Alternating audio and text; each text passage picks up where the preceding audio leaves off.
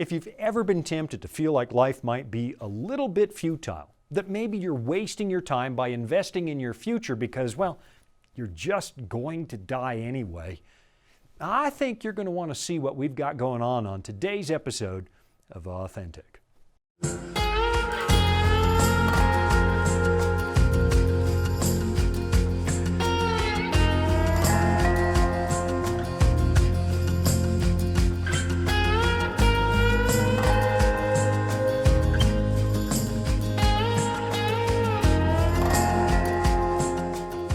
From what I understand, the world's population is rapidly approaching the 8 billion mark. And when you subtract daily deaths from daily births, you realize there's about 100,000 new people coming into this world every single day. Now, that's a number that I can't wrap my head around. I mean, what are the odds that you're actually going to meet 100,000 people in your lifetime, let alone all 8 billion? It's just an awful lot of people. And to think that there were only a little more than 3.5 billion the day I was born. It means that more people have been born since my first appearance than actually existed at the moment the doctor cut my umbilical cord. Now, the very best estimates that I can find, according to an article published by the BBC, well, they suggest something like 107 billion people have now lived on planet Earth, which means that all the people alive right now only represent about 7.5% of all the people who have ever lived. So here's what bothers me about this. I know a lot of people worry about the limited resources we have on this planet, and there are people who fear that eventually we're not going to be able to feed everybody. Some of you might remember a popular book that came out in 1968, the year before I was born. It was called The Population Bomb. It kind of suggested more than 50 years ago that we were on the verge of a global apocalypse because, well, the population was growing way too fast. It was written by Paul Ehrlich, a biologist at Stanford, and his first line kind of scared the stuffing out of millions of people. He said, "The battle to feed all of humanity is over." In other words, millions of people were about to starve to death. And a couple of years after this book was published, Dr. Ehrlich predicted that we had something like 15 years left before mass starvation basically wiped all of us out. Of course, none of that came true. In fact, there are now people arguing that our global population is about to decrease for any number of reasons. So that's not really what gets my attention when somebody mentions 8 billion people or 107 billion people. I think what bothers me most is the sheer potential that 8 billion human brains represents. I mean, think about the number of thoughts that roll around in your own brain every single day. I know they're not all brilliant, I know that mine aren't, but think about how active your mind is on a daily basis. Now multiply that by 8 billion and think about how much mental information is being processed minute by minute all over the world. Then go back in history and think about the way that a tiny handful of people have actually changed the world with just a few powerful thoughts. I mean, a lot of you are watching this or listening to this on the internet, and that was somebody's brainchild just a few decades ago. Now, maybe you're not old enough to remember life without the internet, but let me tell you, if that's the case, you have no idea how much this has changed the world forever. One thought changed the world. How would anybody live without the internet? Or I think about a guy like William Röntgen back in 1895 who was fooling around in his lab one day when he suddenly noticed a fluorescent screen would mysteriously glow every time he turned on an electron beam, even if there was something sitting between the beam and the screen. And I don't know if this was smart or not, but eventually he stuck his hand in between and he saw his bones on the screen. That gave us the X-ray, an invention that I've, well, unfortunately had to use a lot over the years. Think about something as simple as Teflon, which not only gave us non-stick cooking, a delightful invention to be sure, but we also discovered that the body doesn't reject Teflon. And so now we use it in all kinds of replacement body parts. And then think about all the poetry and the music and the art that has come from a handful of people over the centuries. These kinds of people only represent a tiny sliver of the human population. And because they bothered to write things down, or because they were in the right place at the right time and had all the right opportunities, all of us benefit from their thoughts. So now I've got to wonder, how many important thoughts never make it to the rest of the world? You've got to think, if we've already had 107 billion people on this planet, there's just a lot of great thinking that never goes anywhere. We never learn about it. We lose something like 150,000 people every single day, and the moment they die, a lifetime of thinking just evaporates. It reminds me of something you read in the ancient book of Psalms, where it says, "His spirit departs, he returns to his earth, in that very day his plans perish." In some English translations of the Bible, it says, in that very day his thoughts perish. Your thoughts are gone. And so you've got to wonder what all of us lose when a single human being goes to the grave, never having shared some of the most important thoughts that crossed his or her mind while he or she was still alive. Now multiply that by 150,000 people a day, or multiply it by the 99 billion who have already died, and ask yourself this: how many opportunities have we lost? How many brilliant ideas never made it out into the open because somebody never had an opportunity, or maybe even the desire to share them? But then think about the people who do manage to write this stuff down. Back in the day, before the internet, I used to go to the library every single week. I would ride there on my bike. And I used to think about the fact that there was no way I would ever be able to read all those books on the shelf. And this was a small town with a really tiny library. Thousands and thousands of books, and there was no way in a single lifetime I was ever going to be able to read all of them. It's not possible. Then, when you consider the information explosion taking place on the internet every single day, the problem gets even worse. According to one source I looked at a few months ago, more than 2.5 quintillion bytes of data is generated every single day. That's quintillion. That's a 1 with 30 zeros. Even if all 8 billion of us all around the world were working on this day and night, there's absolutely no way we could ever consume that much information. So I guess that's the thing that bothers me most. Just the sheer opportunity cost, the daily loss of unique people with great ideas and dreams and valuable insights. I mean, realistically, I know there's no way we could listen to everybody all the time, but it still bothers me that most people's lives just end unacknowledged. Maybe their families and close friends remember them, but let a couple of generations pass by, and at best, most of us are nothing but names on tombstones. All of your experience is now just gone. So I'm sure you're wondering where in the world I'm going to go with all of this, and now you're going to have to endure a really quick break if you want to find out. Here at the Voice of Prophecy, we're committed to creating top-quality programming for the whole family, like our audio adventure series, Discovery Mountain. Discovery Mountain is a Bible-based program for kids of all ages and backgrounds. Your family will enjoy the faith-building stories from this small mountain summer camp and town. With 24 seasonal episodes every year and fresh content every week, there's always a new adventure just on the horizon. The Library of Alexandria was one of the most important contributions ever made to human civilization. It was the brainchild of a guy by the name of Demetrius of Phalerum, a guy most of you have never heard of, who lived about 300 years before Christ. He was a tyrant who ruled the city of Athens because Alexander the Great put him in charge. But of course, as predicted in the Bible's book of Daniel, Alexander died and his empire was divided among 4 of his generals: Cassander, Seleucus, Lysimachus, and Ptolemy.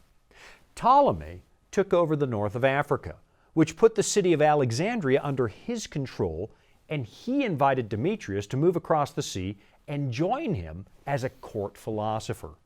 It was a pretty big promotion. So of course, Demetrius jumped at the chance, and while he was there, he supervised the construction of the world's most famous library. What Ptolemy wanted to do is collect all the world's knowledge in one single place. Thanks to the gift of writing, they were able to gather information from every culture around them and preserve it all in one location. This was kind of like an ancient internet where you could find just about anything you wanted on just about any topic. Some people think there may have been as many as 400,000 scrolls in this library, which might not sound like much after we talk about quintillion. But when you consider that all these scrolls were actually written by hand and had to basically travel on horseback, this represented a lot of information. Now, today, the whole Alexandrian library is gone because in 48 BC, Julius Caesar accidentally burned it down. Not all of it, but a big chunk of it, because his soldiers were busy burning the docks in the harbor, and that fire got out of control and got the library. And that was the beginning of the end, because even if some of the library managed to survive, what was left would have been finished off when the Emperor Aurelian burned down the city again about 300 years later. So think about this. Try to imagine what we lost. We had this comprehensive collection of ancient knowledge gathered from all over the world, and now it's just gone. We really have no idea what was in there. I mean, today we can't really explain how the pyramids were so masterfully constructed, so you've got to wonder, what if there was a book in that library that explained it? For centuries, people have wondered what in the world Plato was talking about when he mentioned a place called Atlantis. And now the internet is full of conspiracy theories because we don't really know. What if there was a book in that library that just told us where Atlantis was, who lived there, and what happened to them? Can you imagine what we lost when 400,000 scrolls just disappeared in smoke? Today, archaeologists are forced to piece together the past by digging through broken pottery and reading these bits and pieces of shattered tablets. These things are missing information, and there's a really good likelihood that once upon a time the Alexandrian library had scrolls that told all these stories in remarkable detail. It makes me think that one of the reasons we're so blind when it comes to ancient history is because somebody destroyed our record of the past. It really is an absolute tragedy.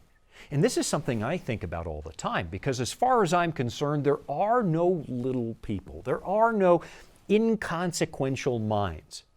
What we have living all around us are people who are experiencing the world from their own unique perspective. And they're experiencing God from their own unique perspective. And you've got to wonder how much richer our own experience would be if we had access to all that information. But we don't. And you never will. Because even if it was possible to preserve all that data, the thoughts of 107 billion people, you and I have a hard deadline in this life. Most of us only get 70, 80, maybe 90 years, and then it's over. This is easily one of the biggest frustrations about being mortal. There isn't time to learn and explore everything that interests you. It reminds me of another ancient passage, this one from the book of Ecclesiastes, which is a book of ancient wisdom. Here's what it says. All things are full of labor. Man cannot express it. The eye is not satisfied with seeing, nor the ear filled with hearing. Now, man, isn't that the truth? I'm kind of ripping this verse out of its context, but one lifetime isn't nearly long enough to satisfy the curiosity of your eyes and ears. You can study and learn and explore decade after decade, and it will never be enough. Now, that's not really what the author was saying, and I'm ripping it out of context a little bit, but ask yourself, are you ever really going to be finished learning? Will you ever come to the point where you don't want to see something new or hear something new? Unless you're the victim of depression, I really doubt it. You know, Albert Einstein once said, "I have no special talents. I am only passionately curious." And from what I know about his story, that was absolutely true. His elementary school teachers actually thought he was a dummy. This wasn't some kind of child prodigy like Mozart. This was a kid who actually struggled with math. And yet the product of his curious mind completely revolutionized the world of science forever. It was his passionate curiosity that disrupted the work of Isaac Newton and opened up the human race to a whole new universe of possibilities. So, what about all the other curious minds? Given the right opportunities, what would they discover? And why do I even have a passionately curious mind if I'm just going to die? What's the sense of packing my brain full of information for 70 or 80 years and then all that data just disappears the day that I do? Why would I be wired like this? How does this make sense? Let me take you back to that same passage again now in the book of Ecclesiastes, and this time we'll read it in its original context. Here's what it says. "What profit has a man from all his labor in which he toils under the sun?" In other words, what's the point of putting in a lifetime of effort? One generation passes away, and another generation comes, but the earth abides forever. In other words, one day we're all going to die, and the world's just going to go on without us. The sun also rises, and the sun goes down and hastens to the place where it arose. The wind goes toward the south and turns round to the north. The wind whirls about continually and comes again on its circuit. All the rivers run into the sea, yet the sea is not full. To the place from which the rivers come, there they return again. So what he's describing is the endless cycle of the world, and he's wondering, why do you and I exist in a place like this? We have cognitive abilities, we have curious minds, and yet somehow we get turned off after a few short decades and the world keeps on going without us. Verse 8 again. "All things are full of labor. Man cannot express it. The eye is not satisfied with seeing, nor the ear filled with hearing." So here's what he's really saying. And I think I should explain this a little bit because I took a few liberties with that passage the first time I read it. Even if you did live longer, even if you had a 1,000-year lifespan, it wouldn't be enough. Because what your heart craves more than anything else in the world cannot be found by accumulating more information. I mean, let's say I did have the ability to harvest the thoughts of 8 billion people. Would that be enough? Would I finally come to a place where I can say, man, now I know what I've been missing, now I know enough, and my mind is finally at rest? The answer is no. Because what you're really looking for is not more knowledge. What you're looking for is the source of that knowledge, the answer to the puzzle of our existence. By sorting through more and more data, your mind is trying to discover the reason you're here. To put it simply, what you're really looking for is God. And until you find Him, your mind is going to be forever restless. Now, I've got to take another quick break because that's the way it works around here, but I'll be right back after this. Life can throw a lot at us. Sometimes we don't have all the answers. But that's where the Bible comes in. It's our guide to a more fulfilling life.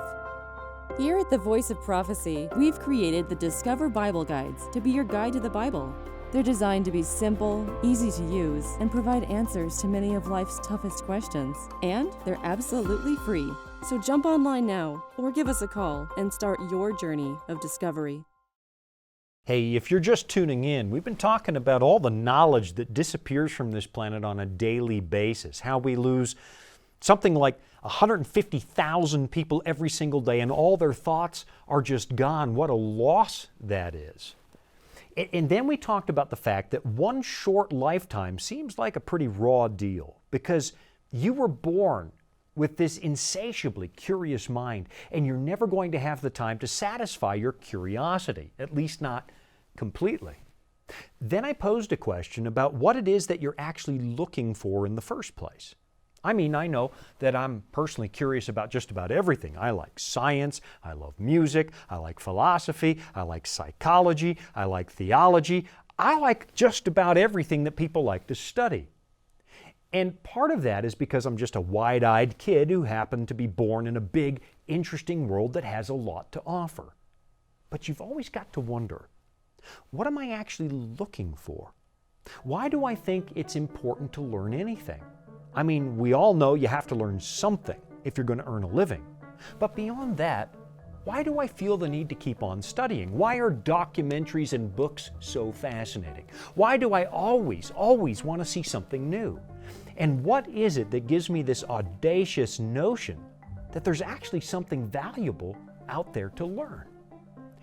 If you think about it, if you didn't believe the universe had a purpose, and you didn't think there was some kind of order to our existence, that would mean that there is nothing useful out there to learn. And yet something hardwired into our brains tells us this isn't true. So what in the world are you looking for? Let me show you another ancient passage, this time from the book of Jeremiah. And I think there's a chance I've read this on the show at least once before because this is one of my personal favorites, so bear with me. We're going to read it again, and you'll probably hear me read it again and again and again in the future. Here it comes. It's Jeremiah chapter 9, starting in verse 23. It says, "Thus says the Lord, let not the wise man glory in his wisdom." Now, let me push the pause button right there because that's kind of a bitter pill to swallow when you happen to love knowledge. Of course, knowledge isn't exactly the same as wisdom. Wisdom is knowing what to do with your knowledge.